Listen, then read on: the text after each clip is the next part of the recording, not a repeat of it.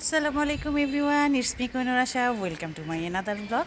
বড় মেয়ে আসলেই ঘোরাঘুরি আর কোথায় আজকে ঘুরতে যাচ্ছি সেটাই আপনাদের সাথে শেয়ার হবে। সাথে থাকুন সবাই রেডি। এখন ওর আম্মু আর আব্বু আসতে পারে নাই, আমরা এখন গাড়িতে উঠে যাব।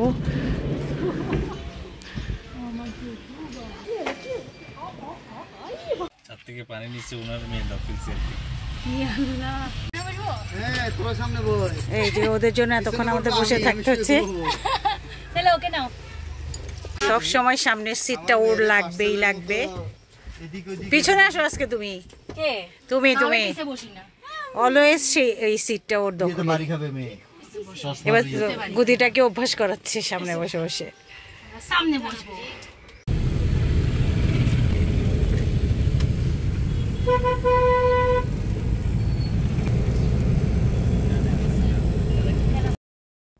আমরা বিচিকে নিয়ে অনেক গল্প করতে মজা করতে যাচ্ছিলাম, আর আমরা ডিসাইড করছিলাম যে আকিলপুর বিচে যাব। শুনেছি সেটা খুব সুন্দর, সেখানে যাওয়া হয়নি, তো সেজন্যই আমরা রওনা দিলাম। সীতাকুণ্ড যাওয়ার পথে সেটা পড়ে, সীতাকুণ্ডর একটু আগে। তো যাই হোক, মোটামুটি ভালোই লাগছিল। আর আমাদের হাসনাত সাহেব তো ও সদ্ব্যবহার করছিল সময়ের, যে একটু ঘুমিয়ে নিচ্ছিল। তা আমরা আমাদের মতোই মজা করতে যাচ্ছিলাম। আর এই হাইওয়েতে কিন্তু রোডটা দেখতেই খুব ভালো লাগে, জার্নিটা খুব ভালো লাগে। আমরা মাইক্রো ভাড়া করে নিয়েছিলাম, 3,500 টাকা নিয়েছিল, কারণ আমাদের ওখানে যাওয়ার কথা ছিল, আরও একটা প্ল্যানিং ছিল। তো যাই হোক, যেহেতু ছোটো বেবি নিয়ে গিয়েছি, তাই আমরা মাইক্রোটা প্রেফার করলাম জার্নি করার জন্য। তো বেশি সময় আমাদের লাগেনি। আকিলপুর বিচের যে গলিটা, সেটাতে ঢুকে গেলাম। সব রাস্তাই ভালো ছিল, তবে গলির ভিতরে তো একটু এলোমেলো রাস্তা থাকবেই। একদম গ্রামের দুই পাশে যেভাবে থাকে, রাস্তার দুই পাশ দিয়ে চললে যেমন ক্ষেত, আরেক পাশে পুকুর এরকম দেখা যায়। তো সেরকম রোড দিয়ে আমরা যাচ্ছিলাম। সামান্য একটু ভাঙাচোরা রাস্তা ছিল, তবে অত বেশি টুক না। একটু যাওয়ার পরেই দেখলাম যে আমরা একদম বিচের কাছেই চলে এসেছি এবং বিচে পৌঁছে গিয়েছি। এই সাউন্ডটা শোনা যায় না তো, অনেকদিন হয়েছে না? হ্যাঁ, আমরা আজকে আসলে যেই জন্য আসছি আর কি, পৌঁছে গেছি ভদ্র মানুষের বার্থডে উপলক্ষে আমরা আকিলপুর কোথায় কাটবো? সমুদ্র সৈকত, একটা ফ্রেশ জায়গায় পাওয়া যাচ্ছে। এই যে আমাদের বেবি উঠে যাচ্ছে, কিছু তো দেখি না যে ওকে। চলো আস্তে আস্তে একটু সামনের দিকে যাই, দেখি। আমরা সোজা জায়গায় খুঁজতেছি কোনখান দিয়ে নামা যায়, কারণ এই পাথর দিয়ে আমার অনেক ভয় লাগে। আমার মেয়ে যাচ্ছে খুঁজতে জায়গা কোনখান দিয়ে যাওয়া যায়। সোজা একটা রাস্তা পেয়ে নিজে নামতে পারলাম। দিন চলে না, নিজের কাজ নিজেরই করতে হয়, এটা বুঝতে আমার অনেক দেরি হয়েছে। আসলে পতেঙ্গা গেলে এত সাউন্ডটা পাওয়া যায় না এখন আর। অনেক দিন পরে মনে হচ্ছিল যে সমুদ্রের অরিজিনাল সাউন্ডটা শুনতে পাচ্ছি, মনটা ভরে যাচ্ছে। আকিলপুর সমুদ্র সৈকতে এসে বেশি মানুষজন নাই,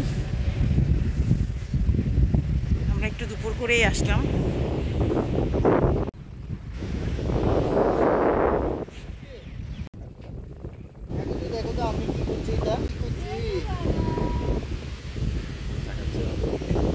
আজকে বার্থডে, ওরা কেক কাটিং এর জন্য স্টেজ করতেছে, কিন্তু সমান টেবিল পাওয়া যাচ্ছে না, সবগুলোই বাঁকা। হ্যাঁ,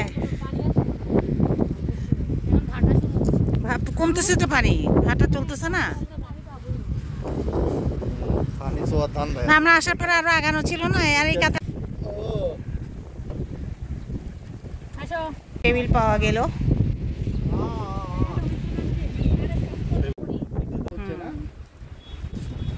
বার্থডে বয় রেডি কেক নিয়ে।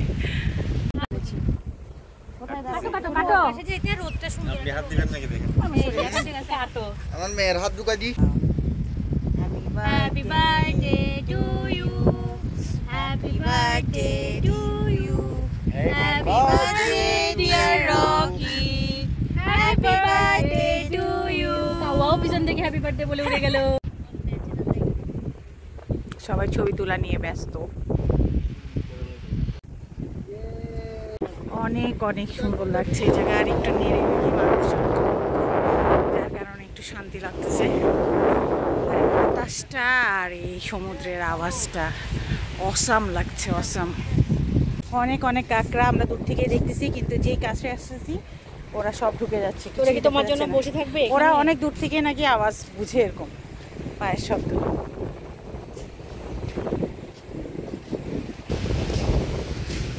কিরে আসাতেই ঘোরা হইতো, নাহলে আসলে ঘোরাও হয় না, আসাও হয় না। তোমার দিকে যে আমি আস্তে আস্তে ওইদিকে আগাই, ওখান দিয়ে কয়েকটা আস্তে আস্তে হাঁটি। এগুলো অনেকগুলো পাথর, ওই জায়গাটা ওরা উঠে গেছে ওদিক দিয়ে। এখন আমি আবার যেখান দিয়ে নেমেছিলাম সে অল্প পাথর, সেখান দিয়ে যাচ্ছি, সাথে ওকেও টেনে নিয়ে যাচ্ছি, কারণ একা একা যেতে ইচ্ছে করতেছে না। এটা অবশ্য অনেকটু দূরে, তারপর উঠতে হবে। শিপইয়ার্ড, ওখানে জাহাজগুলো কাটার অপেক্ষায় আছে। উঠে গেছি দুজনকে। আল্লাহ, ওখান থেকে উঠে বিচের থেকে আমরা উপরে পাড়ে বসলাম। কিছু সিটিং প্লেস ছিল সেখানে, দোলনা ছিল, আবার টেবিলের মতো ছিল, চেয়ারের মতো ছিল। তো এই তো আমরা সাথে করে খাবার নিয়ে গিয়েছিলাম, সেখানেও আমরা অনেক মজা করেছিলাম, বাট সাউন্ডগুলো রাখতে পারিনি। পেঁয়াজুটা মজা ছিল, কিন্তু একটু লবণ বেশি হয়ে গিয়েছিল। 30 টাকা 1 প্লেট। তারপর আমরা ম্যাগি নুডলসের অর্ডার করেছিলাম, সেটাও মোটামুটি ভালো লেগেছে। 50 টাকা প্লেট ছিল। আর ওখান থেকে বসে এই যে সূর্যাস্ত হবে সেই ভিউটা কিন্তু অসাম লাগছিল। আর খুব ভয়েস রাখতে পারিনি, কারণ আমাদের পাশে যিনি বসেছিলেন উনি সাউন্ড বক্স নিয়ে এসে গান বাজাচ্ছিলেন। তো আমাদেরও ভালো লাগছিল গান শুনতে শুনতে বিচে বসে এই পেঁয়াজু খেতে আর নুডলস খেতে। এই তো নুডলসটাও, ম্যাগি নুডলস আসলে তো বাইরে ওইভাবে কখনো খাওয়া হয় না, ঘরেই খাওয়া হয়, তো খারাপ লাগেনি, মজাই লেগেছে। 50 টাকা প্লেট। তারপর আমরা আরেকটু ঘোরাঘুরি করলাম আর সূর্যাস্তটা দেখলাম। দেখে দেন আমরা সেখান থেকে রওনা দিলাম। এই হলো সেই ভাইরাল দোলনা, যেটা টিকটক বলেন, বিভিন্ন ভিডিওতে বলেন, সবার দেখা যায়। তো এখানে সবাই আসলে ফটোশ্যুট করে, ভিডিও করে, তো খুব ভালোই লাগছিল। আর এই যে এই সিনারিটা আসলে অনেক দিন পর এনজয় করলাম, এত ভালো লাগছিল আলহামদুলিল্লাহ। আকিলপুর থেকে বিচ থেকে ঘুরে আমরা একটু নাস্তা করব ভেবে বারকোটে চলে আসলাম, কিন্তু এসে দেখলাম এখানে ফুড জাংশনটা উপরেরটা বন্ধ। তো যাই হোক, আমরা ভিতরে বসলাম, সেখানে কিছু খাওয়া দাওয়া করলাম এবং করে তারপর আস্তে ধীরে বাসায় ব্যাক করলাম। তখন মোটামুটি সন্ধ্যা হয়ে গিয়েছিল, ভালোই সন্ধ্যা হয়েছিল। তবে খুব ভালো একটা দিন কাটালাম সবাই মিলে, খুব সুন্দর লাগলো, ভালো লাগলো। আর রকির বার্থডে ছিল, সেটাও সেখানে আমরা সেলিব্রেট করলাম।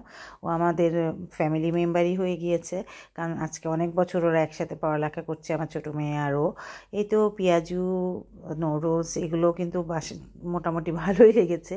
তো সবাই দোয়া করবেন আমার জন্য, এভাবেই যেন সবসময় সব কিছু আপনাদের সাথে ভিডিওগুলো শেয়ার করতে পারি এবং ভালো থাকতে পারি। আল্লাহ হাফেজ।